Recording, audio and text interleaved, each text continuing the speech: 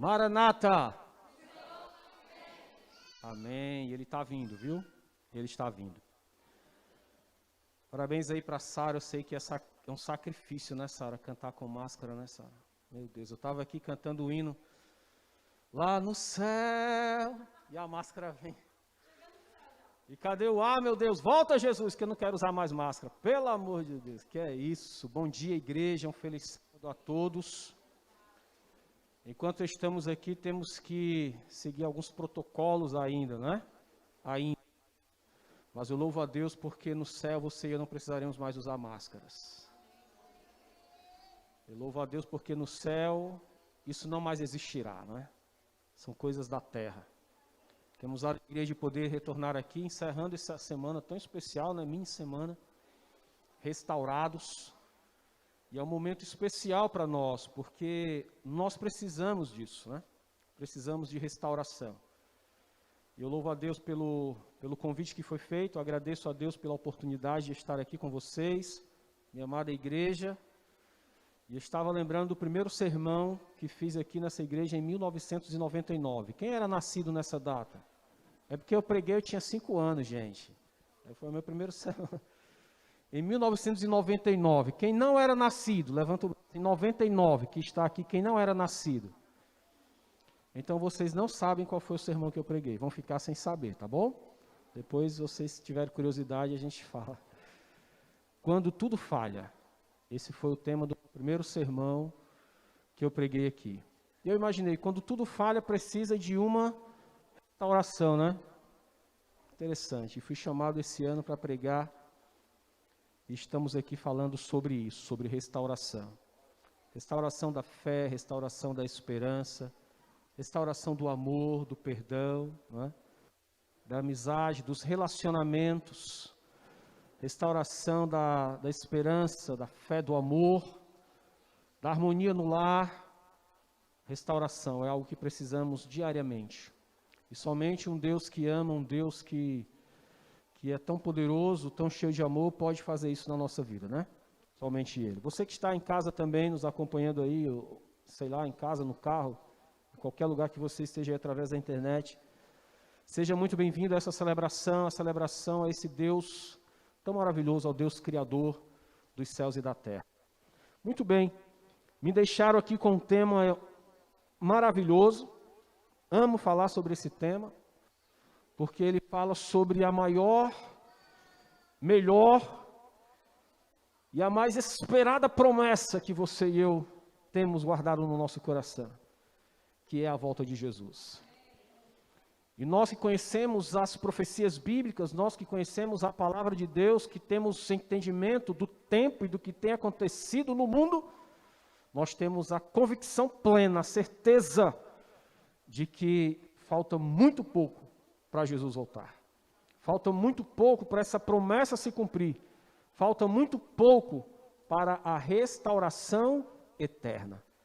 E é isso que Jesus vem fazer. Uma restauração eterna.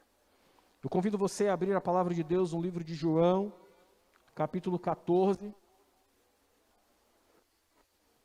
O Eduardo foi muito feliz quando pronunciou meu sobrenome, porque aqui tem o Flávio Vieira, que sou eu, e tem o Flávio Moreira, né, que foi líder dessa igreja por tantos anos. E se ele chegar a ouvir aí, um grande abraço, meu líder, você que foi referência para nós aí na infância, que Deus esteja contigo, viu? Muito bem, João capítulo 14. Esse texto aqui, a partir do primeiro verso, do verso 1 ao 6, nós encontramos um momento único, um momento especial, um momento, eu poderia usar a palavra delicado, um momento delicado entre Jesus e os seus apóstolos, porque havia uma expectativa, um sentimento diferente, a euforia, o êxtase, a alegria do que estava acontecendo agora dava lugar a um certo clima de tensão, de preocupação, de receio, de medo, e por que não dizer de pavor, Jesus, conhecedor do coração humano, Jesus capaz de olhar nos nossos olhos e ler e fazer uma leitura completa de como estamos nos sentindo. Jesus agora contempla no olhar dos seus apóstolos, do seu ciclo social mais próximo, dos seus amigos que estavam ali com ele já há pouco mais de 3 anos ali, convivendo com ele, aprendendo com ele, sorrindo e chorando com ele, vivendo momentos incríveis com ele. Jesus agora olha no olhar deles e percebe algo. Ele olha e percebe no coração de cada um deles que há algo que está perturbando, que há algo que está trazendo pavor, que eles estão, o sentimento é outro, é diferente. E agora na leitura que iremos fazer, nós vamos ver o que Jesus fala para os seus discípulos. A partir do primeiro verso, a leitura diz: não se turbe o vosso coração. Credes em Deus, crede também em mim. Na casa de meu pai há muitas moradas. Se assim não fora, eu vou-lo teria dito, pois vou preparar-vos lugar. E quando eu for e vos preparar lugar, voltarei e vos receberei para mim mesmo, para que onde eu estou, estejais vós também. Fecha teus olhos. Senhor Deus, nós nos encontramos aqui na Tua presença, Pai. E neste momento, nós não queremos ouvir aquilo que desejamos ouvir, mas aquilo que precisamos ouvir. Por favor, Pai, fala ao nosso coração, através do Teu Santo Espírito, usando a Tua palavra, em nome de Jesus. Amém, Senhor. Amém. Como falei antes, o momento era tenso, o momento era delicado. Por muitas vezes, os apóstolos presenciaram coisas extraordinárias e viveram momentos incríveis. Mas Jesus agora conhecia a angústia que estava no coração deles. E como se em tom de, com muito carinho, com muito cuidado, com um jeito de falar delicado, ele diz assim: não se turbe o vosso coração. Mas o não se turbe o vosso coração sai da boca de Jesus como uma ordem para os seus apóstolos. Jesus não estava apenas dando um conselho para eles, Jesus estava dizendo assim: olha, não fiquem preocupados. É uma ordem que eu estou dando, eu estou dizendo para vocês: não fiquem aflitos, não fiquem angustiados, não fiquem perturbados. Os apóstolos estavam começando a cair a ficha do que Jesus havia dito momentos antes, em outras situações. Que era necessário que o Filho do Homem fosse entregue aos seus inimigos. Que era necessário que o Filho do Homem fosse maltratado, fosse açoitado, fosse humilhado, fosse entregue para a morte. Sim, parece que a ficha agora está caindo. E no coração daqueles homens, de pensamentos diferentes, mas naquele momento o único sentimento havia unânime no coração deles. E esse sentimento era a angústia, era a perturbação. E Jesus agora olha para eles e diz: não se turbe o vosso coração. Amados, eu poderia dizer que nós não estamos vivendo momentos tão diferentes dos momentos que os apóstolos viveram. Talvez não no mesmo contexto ali, porque o contexto era Jesus sendo já preparado para a morte, para a sua crucifixão, os apóstolos já sentindo o peso, a dor da separação, da perda. Talvez não seja o mesmo contexto, mas o mesmo sentimento por tudo que estamos vivendo neste mundo.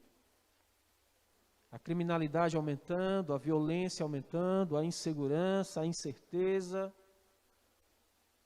crise na economia, tudo ficando mais difícil cada dia que passa, pais de família tentando encontrar uma solução para não faltar o sustento, para não faltar o alimento em casa, São várias as circunstâncias, são várias as situações que nos cercam e que trazem ao nosso coração humano perturbação.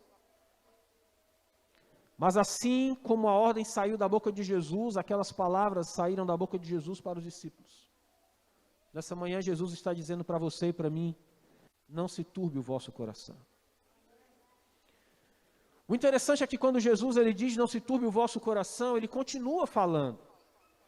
Ele não chega simplesmente e diz, ei, não fica preocupado não. Tá, tudo bem, Jesus, o Senhor está dizendo para eu não ficar preocupado, mas como que eu não vou ficar preocupado? Por qual motivo? Por qual razão? Qual é a base que eu vou ter? Qual a esperança, a expectativa que eu vou ter para não ficar perturbado? Me ajude a compreender, a entender o porquê desse pedido ou dessa ordem. Porque diante das circunstâncias eu não consigo ter outro sentimento no coração, a não ser estar perturbado.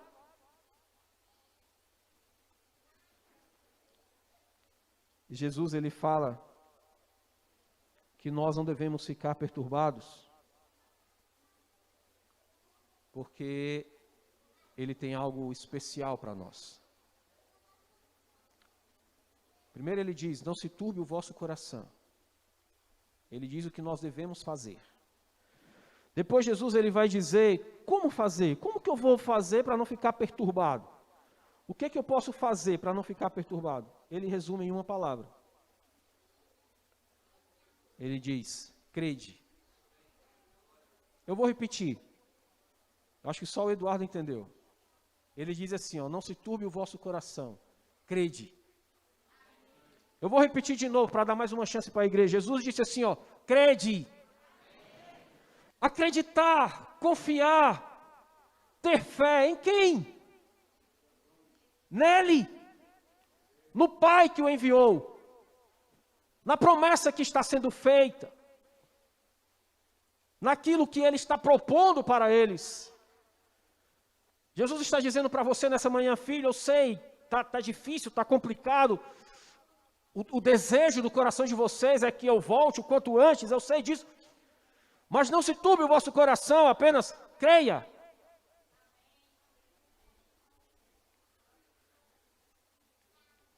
Me faz lembrar o que aconteceu com Jairo, quando saiu desesperado atrás de Jesus. Por favor, Jesus, minha filha está muito doente, já morrendo. Vem, me ajuda. Meu coração está perturbado, eu estou angustiado, eu estou aflito. E que pai não ficaria assim?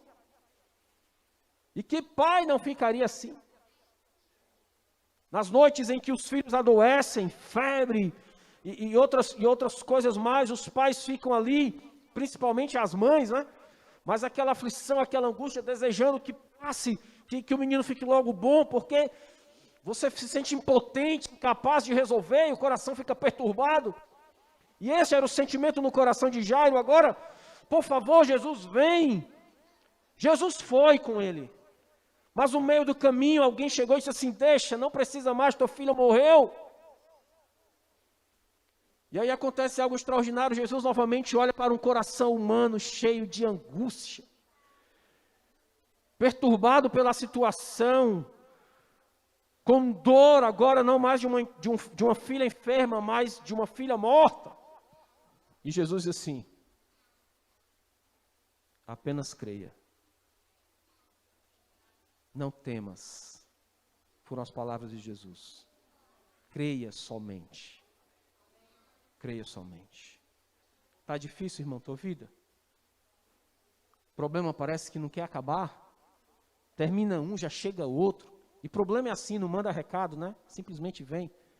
Não manda uma mensagem lá no Zap dizendo, ei, o problema, estou chegando, hein? Se prepara aí, se organiza. Não, ele simplesmente vem. Não é?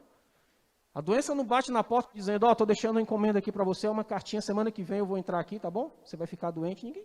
Você simplesmente está aqui, adoeceu e tal.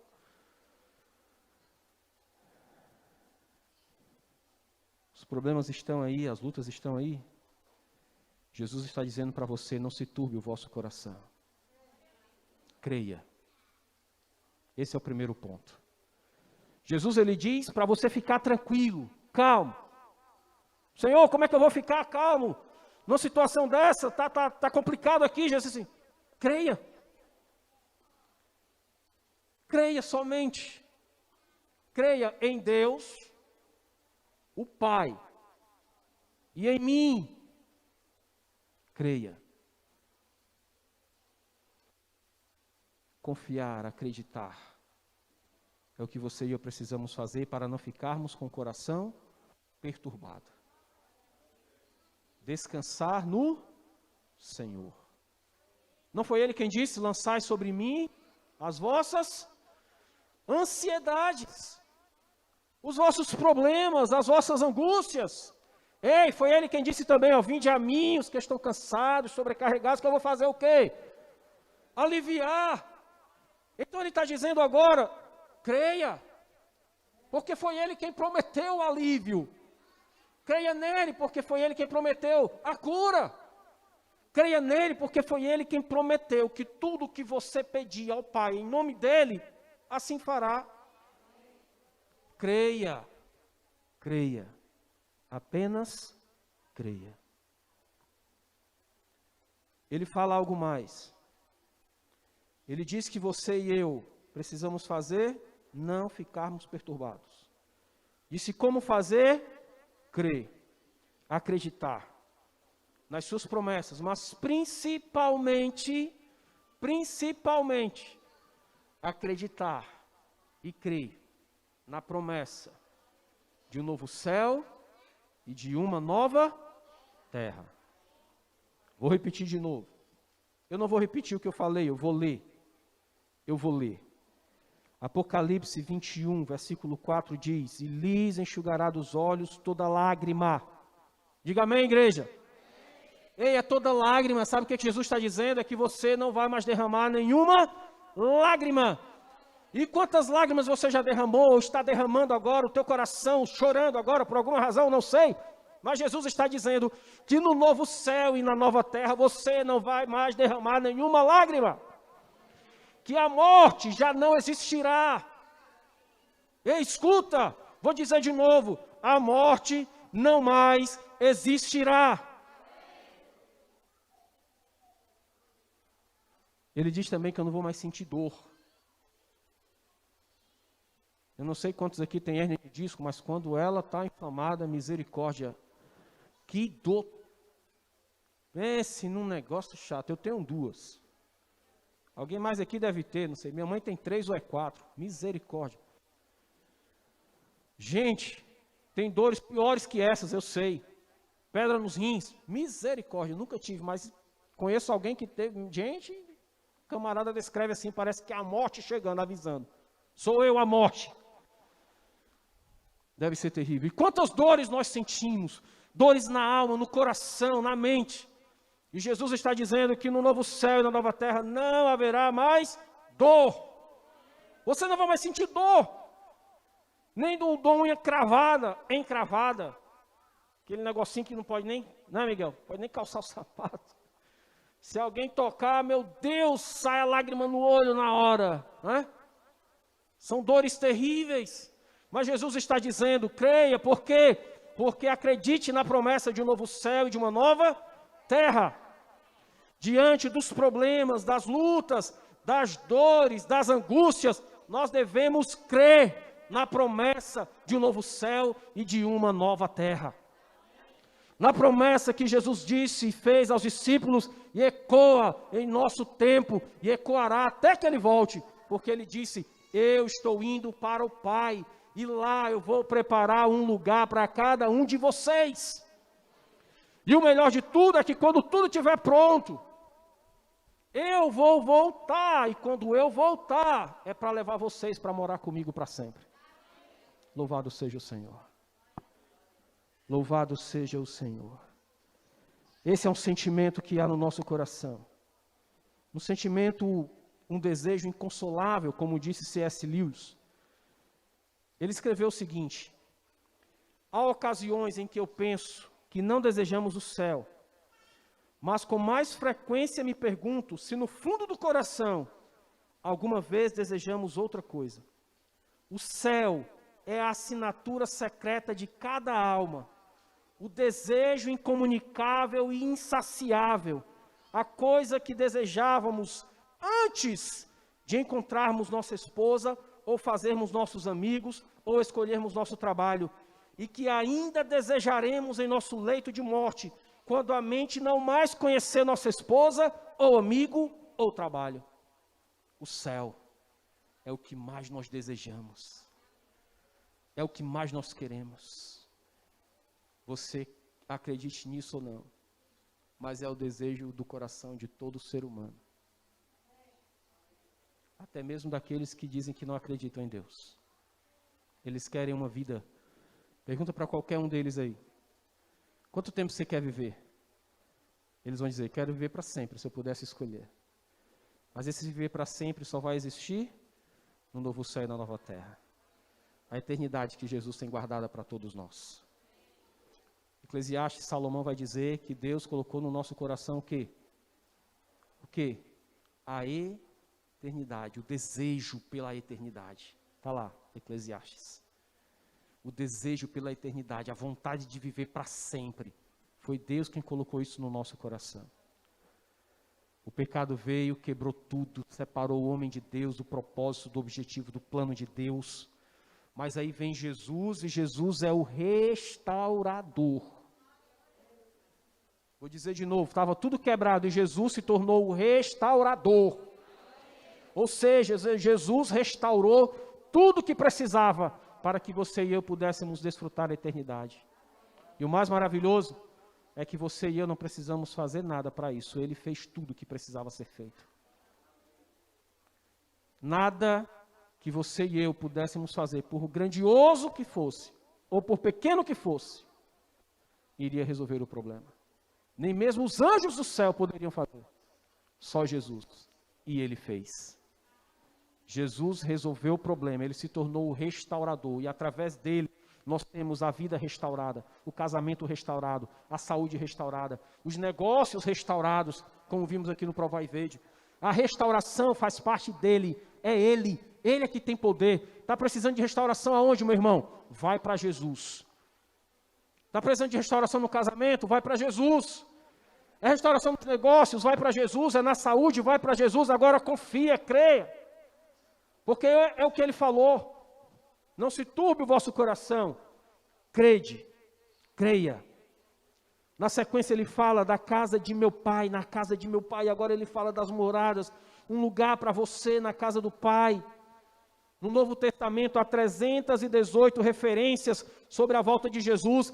Isso é fato, é certeza. Ele vai voltar, e quando Ele voltar, tudo será restaurado. É uma restauração eterna. É uma restauração definitiva. Nada mais precisará ser restaurado.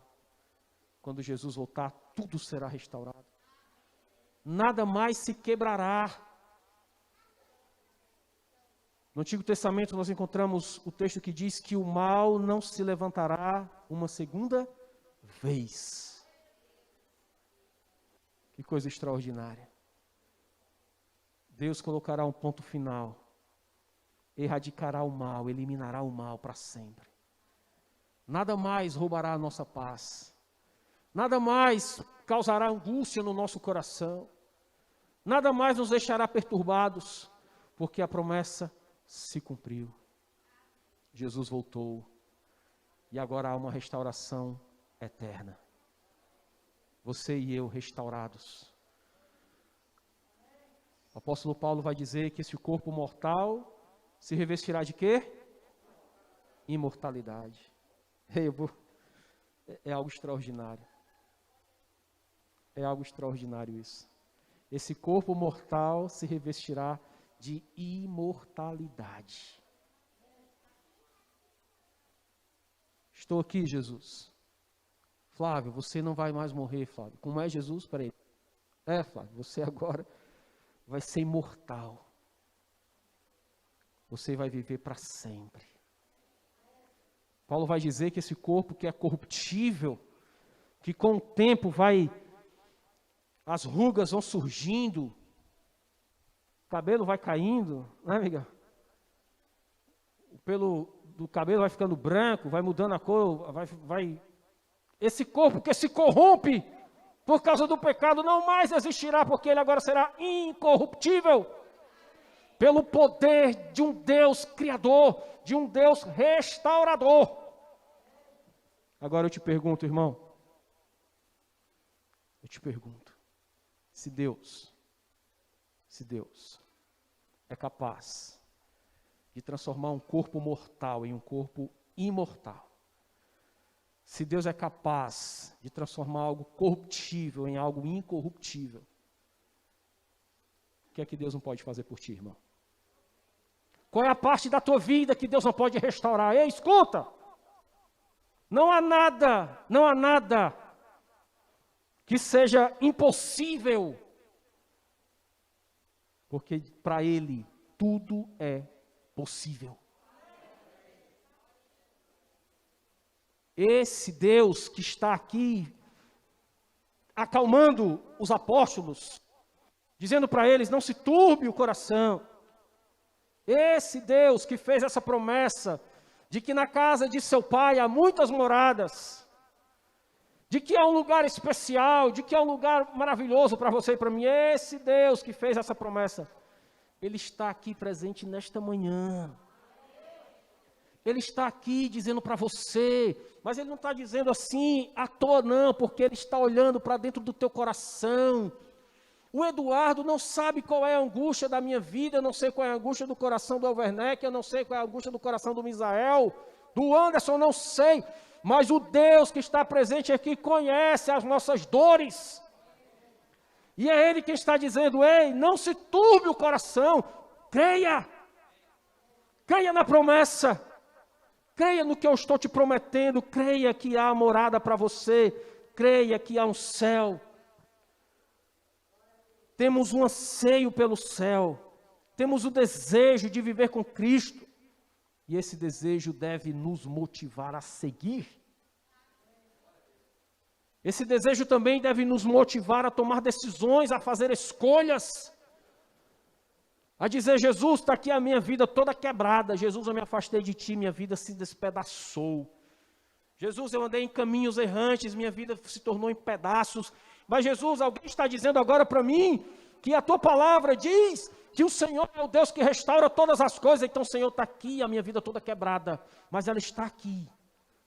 E eu creio que o Senhor, se o Senhor quiser, o Senhor pode restaurar a minha vida. E é isso que Deus deseja fazer com você e comigo. Uma restauração completa. 1 João 3,2. Eu gostaria de ler esse texto porque ele vai falar de um momento que você e eu iremos viver muito em breve. 1 João 3,2.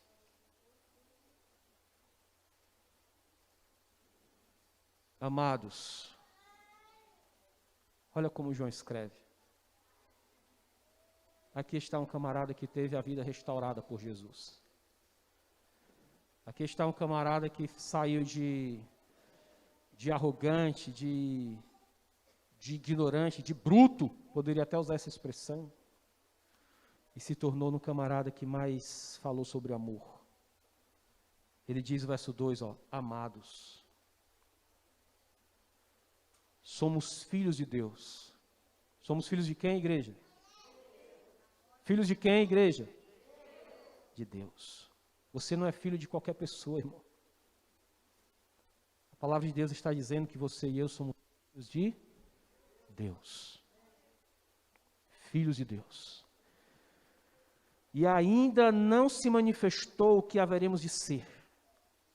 Sabemos que quando Ele se manifestar, seremos semelhantes a Ele, porque haveremos de vê-lo como Ele é. Muito em breve, você e eu, Misael. Muito em breve, eu, você, Shérida, Abraão, Isaías, muito em breve. Nós iremos olhar e ver. Não pelos olhos da fé, Não pelos olhos da fé, não. Nós iremos ver face a face, Thaís. Você vai poder olhar no olho de Jesus, Ronilson. Ei, Mara, tu vai poder olhar a face do teu Salvador. Israel, é verdade. Você e eu iremos olhar e ver as marcas em suas mãos. Mais que isso, Werneck, nós vamos tocar nele.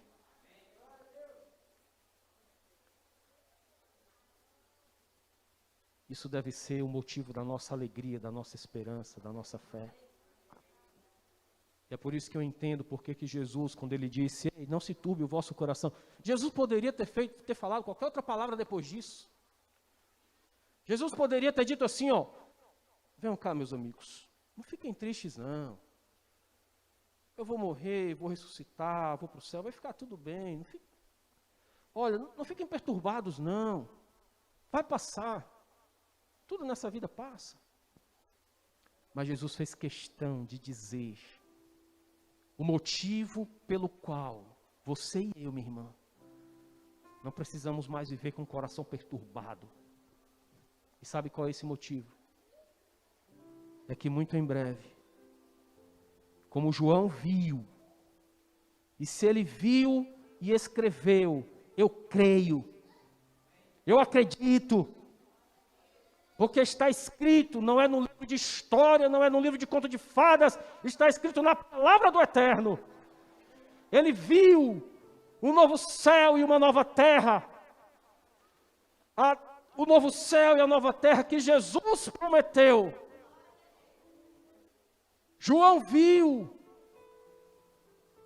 ouviu Jesus dizer, João, não fica perturbado, João.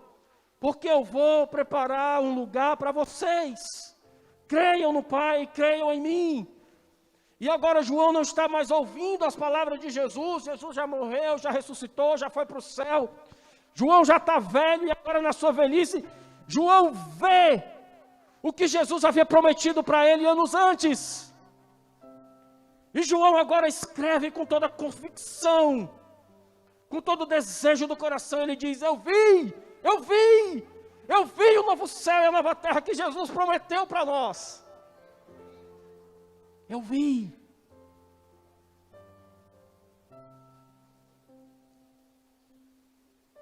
Quanto tempo ainda teremos aqui, né? Não sei porque que eu choro nessa igreja. Mas semana passada lá no Tamandaré também, por muitas vezes eu segurei as lágrimas.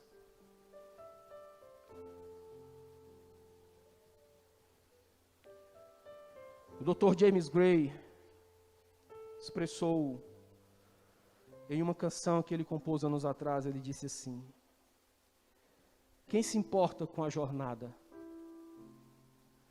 quando a estrada leva para casa? Quem se importa com as pedras, com os espinhos, com as dores, com as angústias, com os sofrimentos? Quem se importa quando o final da estrada é o novo céu e a nova terra? Paulo vai dizer, a nossa leve e momentânea tribulação em nada se compara com a glória por vir. Em nada se compara. Está difícil, irmão? Está doendo? Está machucado por dentro? Jesus te promete uma restauração eterna. Mas Ele também deseja restaurar o que está quebrado na tua vida hoje. Sim. Jesus deseja restaurar os teus sonhos, que talvez você deixou de sonhar. Não é? Às vezes a gente tem sonhos tão bons e porque não, alguma coisa deu errado, a gente deixa de sonhar com os sonhos que a gente teve. Deixa de acreditar que eles podem se tornar reais. Mas Jesus está dizendo que Ele quer restaurar os teus sonhos. os planos. Teu casamento está precisando de uma restauração. Ele é o Deus que pode restaurar o teu lar, o teu casamento. Tua vida precisa ser restaurada. Alguém magoou, machucou demais, teu coração está esmiuçado de dor. As mãos que receberam pregos são mãos que aliviam qualquer dor.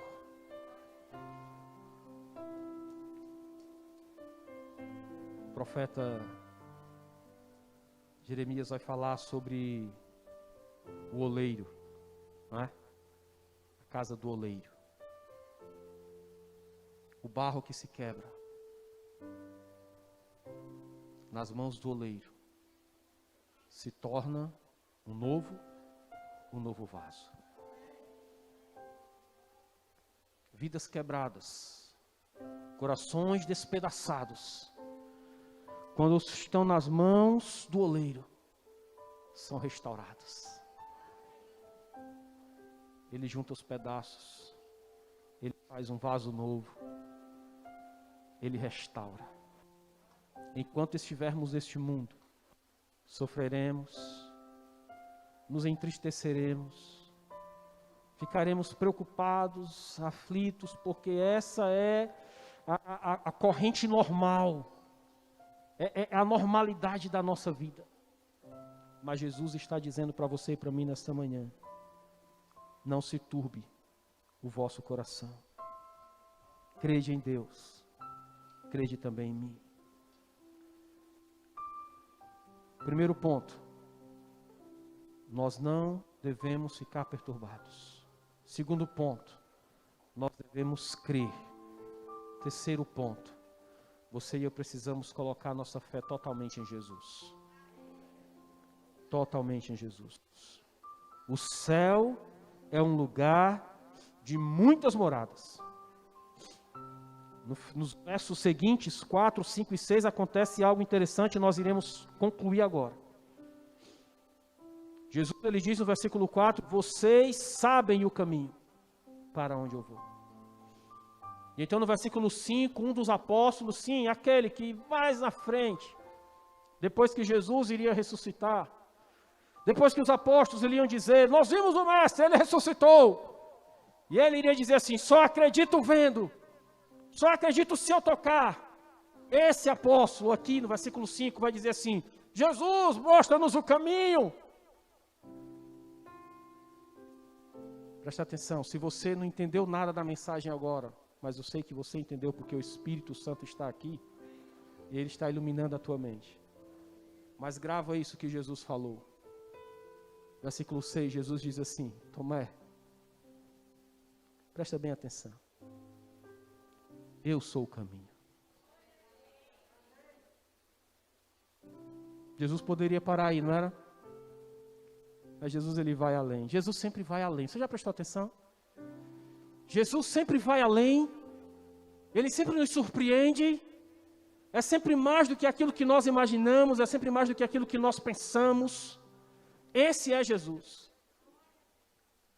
E é por isso que Paulo diz, olha, nem olho viu, nem ouvido ouviu, nem mente alguma, em todo, jamais conseguiu.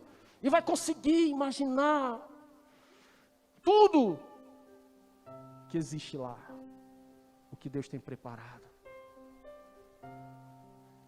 E agora Jesus continua dizendo, eu sou o caminho, eu sou a verdade, e eu sou a vida. Resumindo, Jesus disse, Levi, eu sou tudo o que você precisa.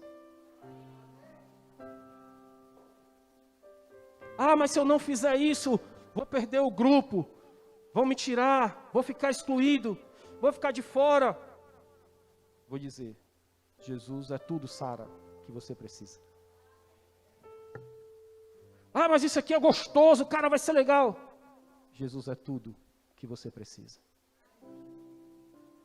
Não, mas Senhor, se eu não fizer assim, se eu não se... Ei, eu sou tudo o que você precisa, Jesus está dizendo nessa manhã. O que mais você precisa ouvir? O que mais você precisa saber? Nessa manhã Jesus, Ele fala ao meu coração e ao teu coração. Todos nós temos nossas experiências, irmãos, de dor. Se eu fosse abrir aqui o espaço, íamos passar aqui o resto do dia, entrar pela noite e talvez Jesus voltava e a gente ainda estava aqui, compartilhando as nossas experiências que nos marcaram, que nos causaram dor, que nos fizeram sofrer, que nos fizeram derramar lágrimas. Eu me lembro de uma experiência e como eu estou aqui, eu tenho o privilégio de compartilhar com vocês. Outro dia, ouvi alguém dizer que quem está com o microfone tem autoridade, né, Eduardo? Eu estou com o microfone nessa manhã. Mas não é a minha autoridade, é a autoridade do céu. Eu não creio que eu seria capaz de fazer se o Espírito Santo não me permitisse fazer. E não fizesse em mim e através de mim. Em um momento na minha vida eu tentei fazer sem Ele, confiando em mim. Tinha certeza que aquele tinha sido o melhor sermão que eu tinha preparado. De verdade. A melhor mensagem que eu tinha preparado. E eu estava tão convicto disso, tão consciente, tão confiante naquilo que eu escrevi, da maneira como eu preparei. E quando eu subi e comecei a pregar e a falar, é como se eu estivesse sozinho.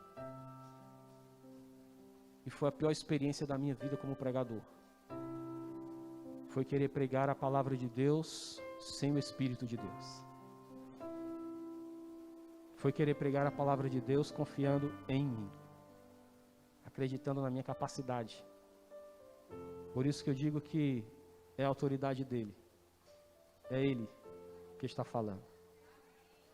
E essa experiência que eu vivi aos 12 anos de idade, que rasgou meu coração, que me fez sentir uma dor que eu nunca tinha sentido na minha vida.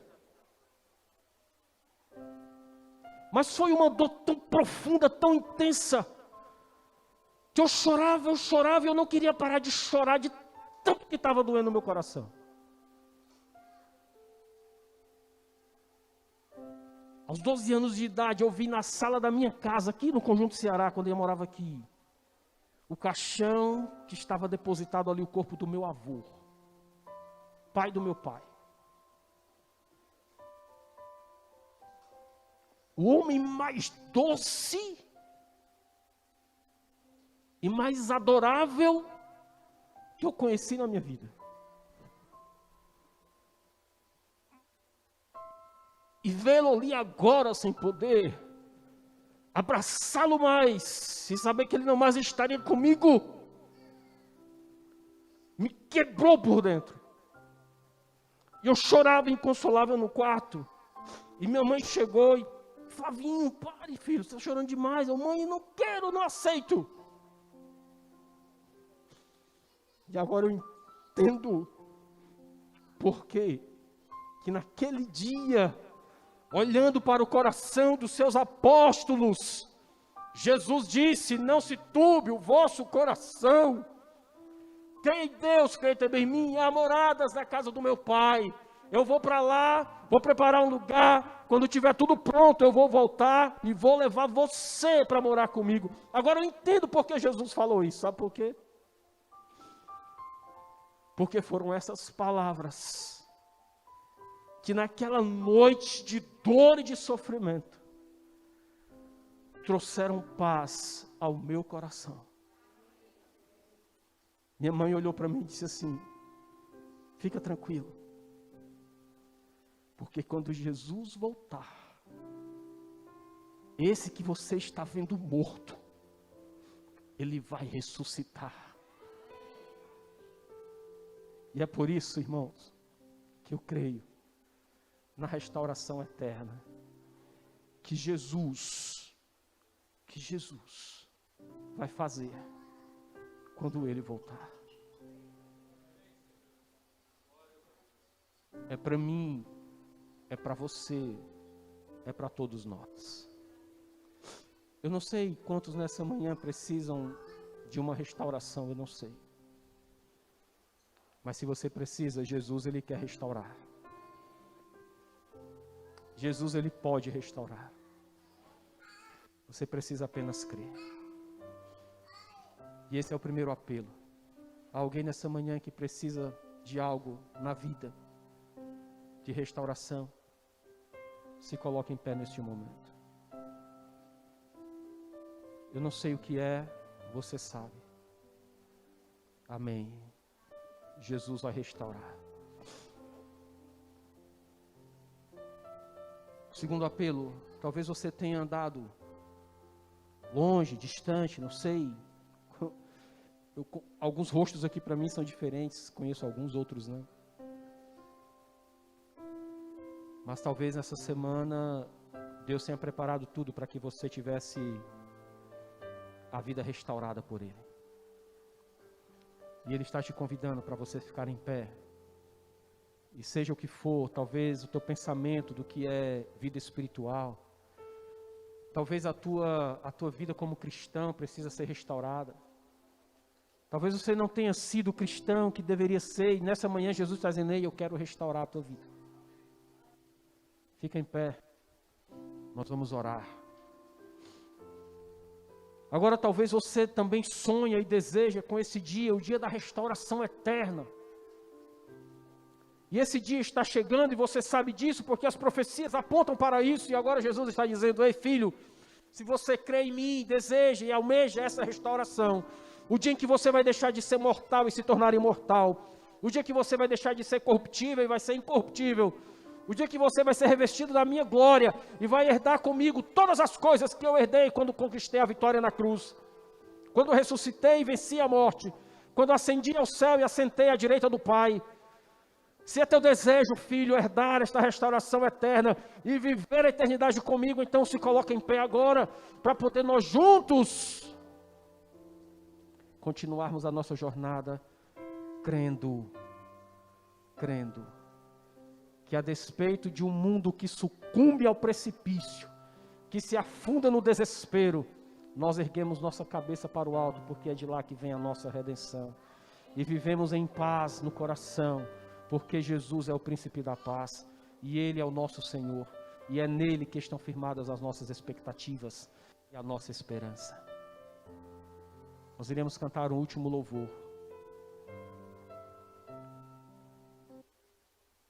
Eu posso quebrar o protocolo, se permitem?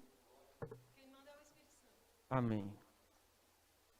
O protocolo não é congregacional. Mas eu gostaria de cantar esse hino com vocês. E eu sei que vocês conhecem. É o hino que fala sobre o momento em que você e eu estaremos na presença de Jesus. Em que você e eu estaremos no novo céu e na nova terra. É o momento em que você e eu ouviremos Jesus dizendo: filho, obrigado. Obrigado porque você me deu o teu coração. Você tem um playback?